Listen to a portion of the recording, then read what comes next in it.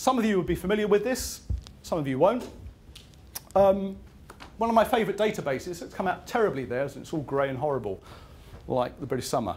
PIMS database, those who aren't familiar, nothing to do with lawn tennis at Wimbledon.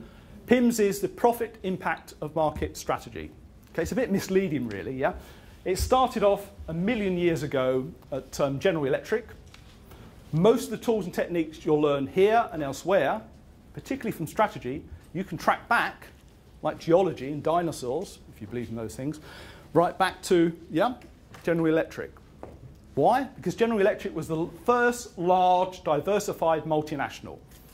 All the management models before that were based on the military and religion. Not two great benchmarks, generally speaking, yeah? And in terms of tools and techniques that we apply in strategy and marketing and innovation, often can track back to GE, said, how do we manage this business across 30 countries and 100 different businesses? So they developed measures and metrics, some worked, some didn't, and over many years, they were sort of packaged up, codified. Some off went via McKinsey's and Boston as consulting tools.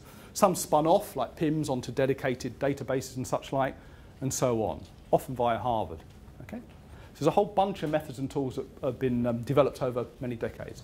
And PIMS is one of these. And PIMS is, and this is not a commercial break, I don't get a commission from them, so I'm not promoting it. I'm just saying it's a nice database to extract some data from. At any point in time, they have roughly 3,000 to 3,500 companies that subscribe to it. And then each of those companies will have multiple businesses. And PIMS disaggregates down to the business level, because that's where a lot of the correlations work best, or the regressions actually work best. Yeah, company level, there's too much going on. Accountants playing silly games, you're offshoring and amortization and nonsense like that. Yeah? So there's too much noise. You go down to the business level, and you start to get some interesting regression relationships that are stable over time and across different sectors.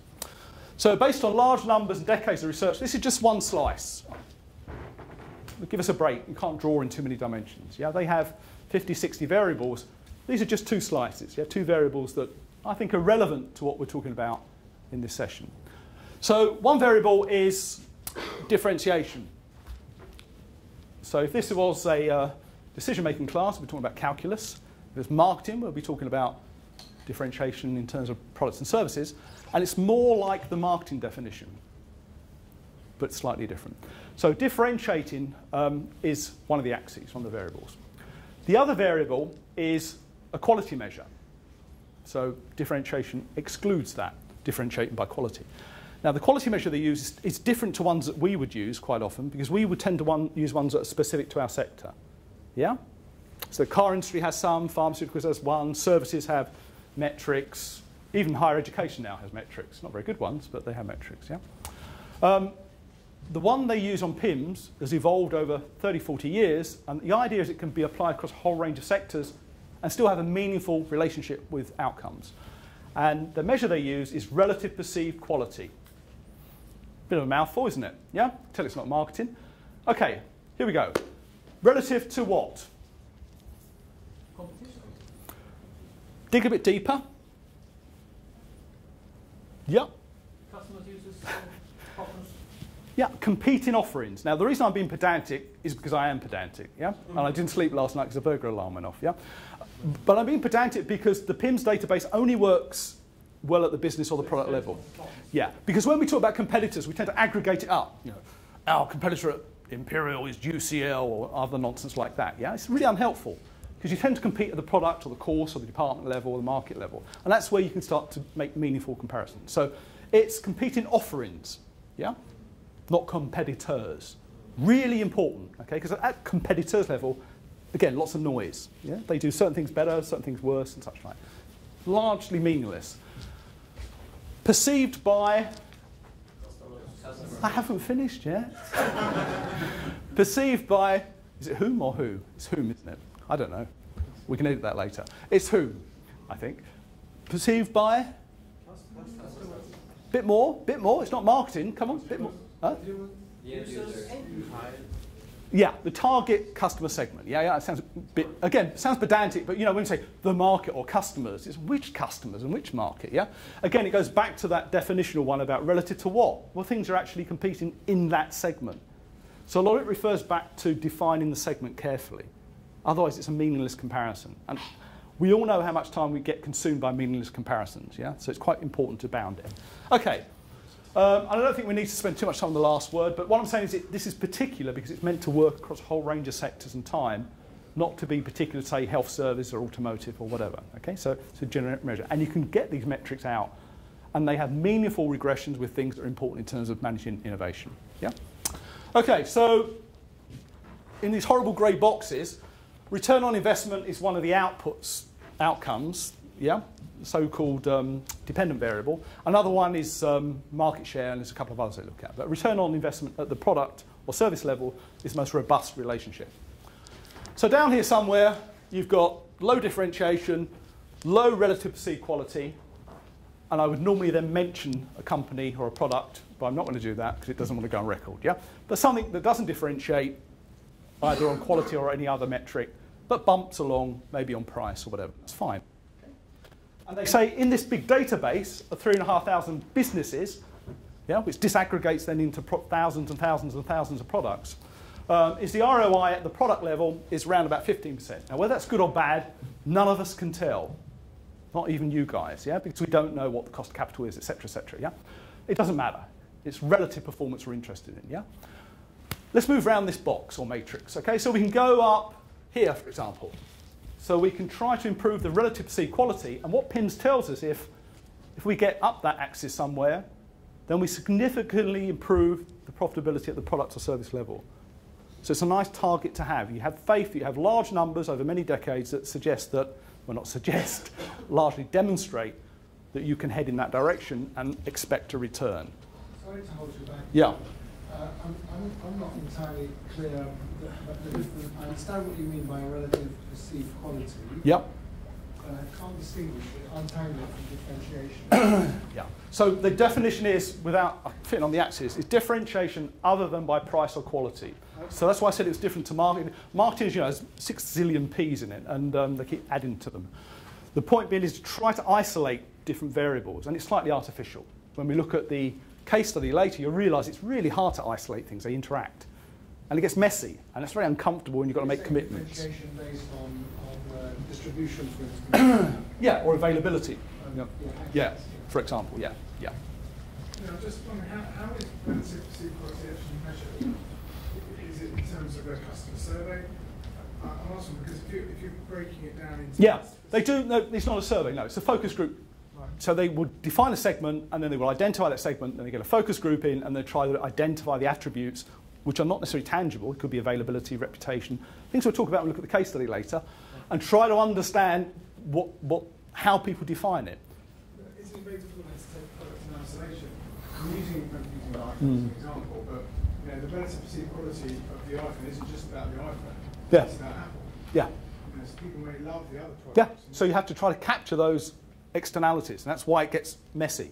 Yeah. And when we look at the case study very shortly, we're going to get some of that mess, but we need to navigate through that mess so that we end up with something we can actually make a decision on.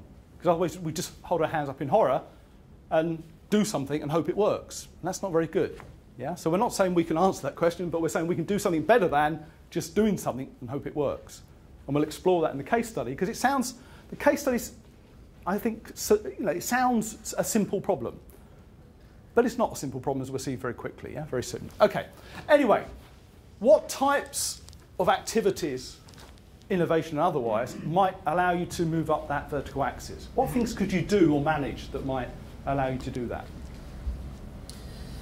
In general terms, I mean, you have to increase the way it would be perceived over expectation. Yeah. If that's subtle enough. But so the gap between what you're getting and how you perceive the value of that. Yeah. And often gap analysis is used. Design, for example, that would happen. So you're feeling good about the product, you feel like you're getting a really good deal, but of course the parts produced is not that expensive. Yeah, okay, I buy that. So it's not only, or even maybe actually about managing real quality in any measurable sense, but trying to understand what the attributes are, both tangible and intangible, and to play around with those to manage the perceived quality. And that's partly managing expectations, particularly in service environments and intangibles, yeah.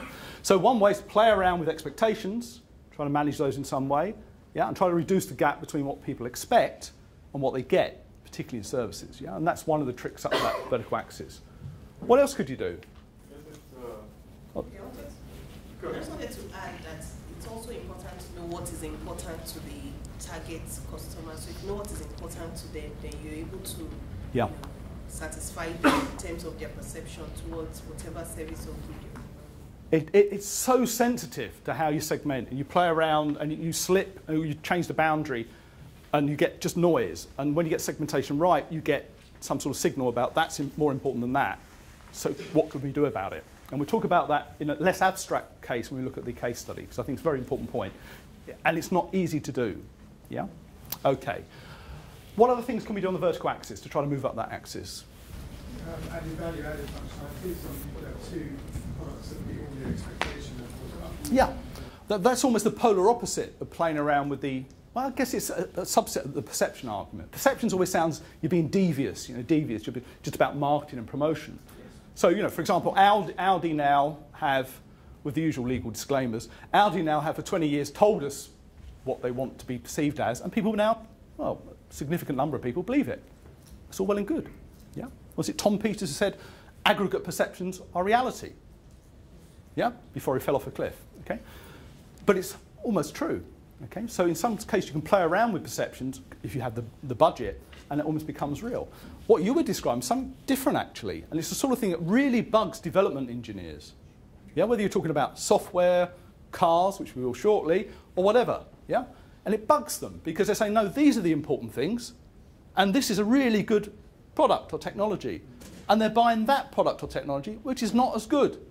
Just talk to people at Nokia or Ericsson. Hear it all the time, but with an accent. Yeah, why are they buying this shiny crap when ours is faster, better camera, faster chip? Because they're not interested in that. Yeah, what they're interested in things they can see, experience, feel, or they're told are important. Yeah? Okay.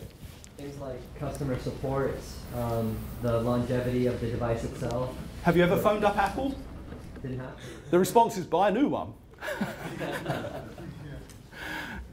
Maybe. You're right. In certain segments, that's everything. Other segments, it's never going to happen. Yeah? It's never going to happen. But the principle's the same. Okay? Trying to figure out what does that target segment mean by quality? And how much is tangible, intangible, how much can be managed? How much is just marketing for off but creates value? Or how much do you have to build features in and tell them those features are important? Yeah? Okay. Okay. The horizontal axis, that's probably more familiar. What can we do to differentiate other than by quality or price? Yeah? New markets. New markets? Yes, and new customers. Yeah? Get rid of the horrible old ones. You often want to forget, take them for granted and move on. Yeah. That's what we do in higher education. Yeah, absolutely. Take them for granted and move on to the next segment. Yep. Huh? You can't afford to do that. You can't? Damn, I knew we did something wrong. That explains it. The cost of acquiring a new customer is a lot more expensive than retaining the old ones you have. Yeah. So it makes business sense to try and improve on your relationship with your old customers rather than pursuing. I'm not saying pursuing new markets is bad, but I'm saying satisfy the current customers you have first. I think we were caricaturing, but on the basis of an experience that people lose interest and they take for granted until things go horribly wrong and they move on. But certainly, more generically though, what can we do to move along the horizontal axis? Yeah. Huh? Distribution. Can you elaborate? Yeah, so how to kind of deliver the product to the customers. Yeah. Customers. Yeah, how you get it to them. There's a thing yesterday on DHL.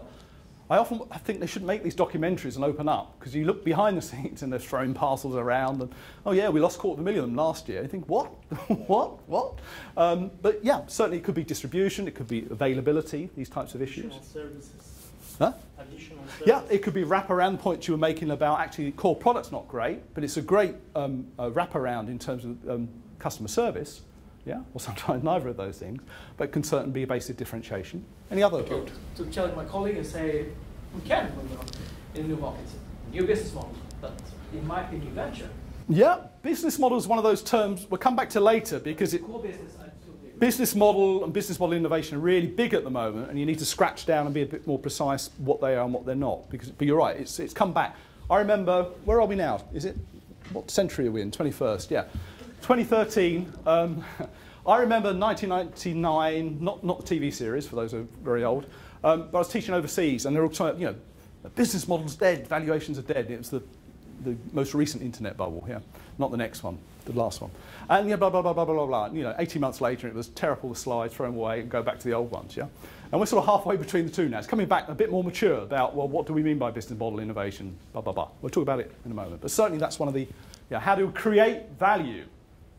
Yeah? I'm not talking about monetization, that's a subset of that. Sometimes that's not a big deal. It's process innovation, basically. It could be process innovation, but often a lot of the stuff along there is about just generating volume, footfall, and then figuring out how you create value from that, yeah? Volume rather than stuff. I guess success quality is more focused on customer and what they want, what they perceive, and differentiation is comparing yourself to your competition, or in terms of at the offering level, the offering level, yeah. you know? Yeah. And what can you do differently or better? What differentiates you? What makes you? Yeah. So if it's an artifact, it could be product innovation. We've just derided it, but it's actually a very valid thing for differentiation. Or even in the case of product innovation, and Apple's a good example, and I'm not going to go either side of the fence today, as I said.